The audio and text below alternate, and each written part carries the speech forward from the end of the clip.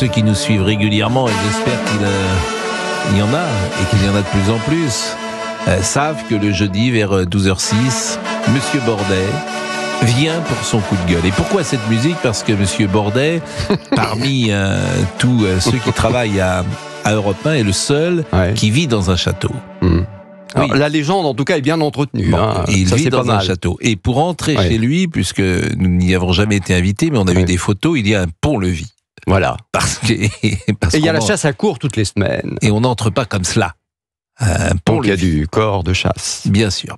Alors, vous êtes un peu l'homme qui fait des coups de gueule. Je dis parfois que vous me faites penser à Jean-Pierre Coff. Oui, c'est gentil, mais enfin Jean-Pierre, Jean-Pierre, c'était Jean-Pierre. Hein. Bien sûr, mais... J'avais un talent fou. Mais vous aussi. Oh, exactement. vous êtes bien aimable. Et vous êtes très efficace, très convaincant à chaque fois. Quel est votre coup de gueule aujourd'hui ? Écoutez, je vous ai trouvé une nouvelle taxe. Enfin, vous allez comprendre. Évidemment, c'est comme d'habitude, l'écologie punitive qui est une fois de plus de retour. Ça va commencer quand ? Le 1er mai. Vous travaillez le 1er mai, vous d'ailleurs ? Oui. Ah, vous avez raison, c'est la fête du travail, autant travailler. Exactement. Bon, bref, donc... Puis il n'y aura pas de train, donc... Voilà, exactement. Non, ça c'est plus tard, c'est le 8 mai, ça, je c'est crois. le 8 mai. Oui, c'est le week-end d'après. Bon, bref, tout ça pour dire que depuis plusieurs années, on nous dit qu'il faut donc rouler en voiture électrique, que ça va nous coûter moins cher parce que moins d'entretien, pas besoin d'aller au garage tous les ans, tous les 6 mois, tous les mois comme on veut, moins cher que l'essence aussi. Alors, c'est vrai que jusqu'à aujourd'hui, par exemple, immatriculer un véhicule électrique, donc soi-disant propre, relevait presque de la symbolique, puisque ça coûtait pas très cher. Ça coûtait 13,76 € en moyenne pour immatriculer un véhicule électrique, donc la carte grise. Voilà. Donc c'était incitatif. C'était incitatif. Alors qu'une carte grise est beaucoup plus chère que ça. Mais oui, c'était pour stimuler, pour encourager les Français à acheter des voitures électriques. Alors ça a plutôt pas mal marché parce que en 2019, par exemple, les voitures électriques représentaient, j'ai regardé les chiffres ce matin, 1,7% des ventes en France. Donc ça, c'est en 2019. Aujourd'hui, c'est 17%. Donc forcément, ça a un petit peu changé la donne. Alors, qu'est-ce qui se passe ? Eh bien, il se passe que finalement, on s'aperçoit que ça rapporte pas d'argent, d'autant plus que en parallèle, les voitures essence et diesel, eh bien, c'est l'effondrement des ventes, qu'il y a moins d'immatriculation, donc moins de cartes grises, et qu'au final, les régions qui empochent l'argent se retrouvent en grande difficulté. Donc il fallait trouver une solution, et la solution, elle est très simple. Le certificat d'immatriculation pour les véhicules électriques à partir du 1er mai seront désormais taxés sur le tarif standard. Donc c'était bien la peine de nous casser les oreilles avec la voiture électrique moins chère pour finalement nous faire payer aussi cher qu'avec l'essence ou le diesel. C'est quoi le prix moyen d'une carte grise ? Eh bien écoutez, je vais vous dire, d'abord il faut savoir que, par exemple, la région Occitanie, elle a fait ses comptes. À cause de tout ça, elle perd 24 millions d'euros par an. C'est-à-dire 24 millions d'euros qui ne rentrent plus dans les caisses parce que l'électrique ne rapporte pas assez et que l'essence et le diesel sont en chute libre. Donc c'est quand même compliqué. Donc il n'y avait pas d'autre solution que d'augmenter les tarifs. Alors, je vous ai pris 2 exemples. La Renault 5 électrique, qui fonctionne très bien sur le marché actuellement. Alors, jusqu'à aujourd'hui, donc, on paye 13,76 € pour l'immatriculation. À partir du 1er mai, si vous êtes en Île-de-France, ça va passer à 288 €.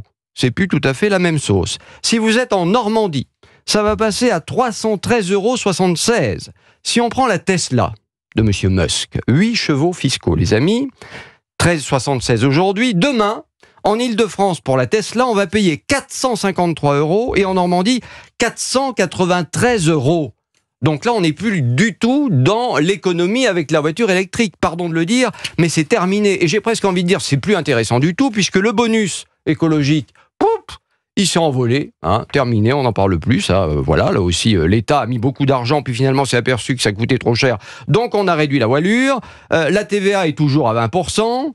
Enfin bref, les incitations sont en train de fondre comme neige au soleil autour de la voiture électrique. Alors ce qui n'est pas une bonne chose pour la voiture électrique. Ah non, ça c'est sûr, oui. Parce que déjà, beaucoup de gens sont réticents. En fait, la voiture électrique, c'est globalement une bonne chose lorsqu'on est en ville et lorsqu'on fait peu de kilomètres. Oui. Et en revanche, si vous devez sortir de la ville et faire des longs trajets, c'est plus complexe. Attendons, quand même, dans quelques mois, ce qui va se passer, parce que vous avez vu cette voiture chinoise qui va arriver sur le marché, qui est capable, donc électrique, de faire jusqu'à 2000 km Oui. d'un trait. Donc ça va changer la donne lorsque ça va arriver sur le marché quand même. Hein. C'est quelle voiture ça? C'est une marque chinoise qu'on ne connaît pas encore qui va arriver. 2000 km d'un trait. 2000 km Vous êtes actuellement sûr de au ça salon de Shanghai. Elle est présentée au salon de Shanghai actuellement. Parce que le salon de Shanghai, c'est de la devenu, folie. Oui, c'est de la folie le salon de Shanghai, mais c'est devenu le grand salon mondial Absolument. de l'automobile. Absolument. Bon. Et les Chinoises font un tabac là en ce moment. Et donc, il y a une marque de voiture chinoise qui propose une voiture berline magnifique, voilà, avec 2000 km possibles en électrique. Mais vous l'avez vu cette voiture? Ah oui, en photo dans le Figaro ce matin. Ah bah vous ça, lisez le Figaro ou pas? Bah oui, je l'ai lu, mais j'ai pas lu la... Écoutez, je vais vous le passer. Bon, j'ai une petite indicatif, en tout cas une petite musique pour vous. Ah bon? Oui, parce que c'était les chiffres et les lettres que vous nous avez fait. Un peu. Il y avait beaucoup de chiffres. Il y avait beaucoup de chiffres. Non, mais c'est intéressant. Alors, il y avait le prix de cette voiture? Oh, bah, elle était entre 35 et 40 000 francs. Euros, pardon. Oui. Je suis encore... Vous voyez, au château, on est encore en francs, forcément. Non, mais vous êtes plus c'est même du troc. C'était mieux avant. Vous êtes au niveau du troc. Les gens arrivent avec leurs légumes et puis vous échangez avec, je sais pas, quelques pièces de viande. Ouais. Je suis encore en francs, que voulez-vous? Bon, merci, monsieur Bordet. Non, mais c'est très intéressant. Ce que vous dites, vraiment, c'est formidable d'ailleurs. Non, mais franchement, on nous a fait rêver avec l'électrique et puis aujourd'hui, bah voilà, c'est un gouffre. Et tu as tué la filière automobile française et même mondiale, puisque tu dégoûtes les gens de la voiture, tu les incites à effectivement ne plus en acheter en tout cas, et après tu t'étonnes que nous n'ayons plus d'industrie automobile. Il est 12h13, merci monsieur Bordet. Dans un instant, on va parler de la grève SNCF, justement pour le pont du 8 mai, qui serait maintenu. Aucun accord n'a été trouvé hier lors de la réunion qui s'est tenue entre la SNCF et Sudrail. On écoutera Fabien Villedieu. À tout de suite. Et si vous aviez décidé de partir et que votre voyage est remis en question, ou si tout simplement vous en avez marre des grèves de la SNCF, vous nous appelez au 01 80 20 39 21. À tout de suite avec Pascal Praud sur Europe 1.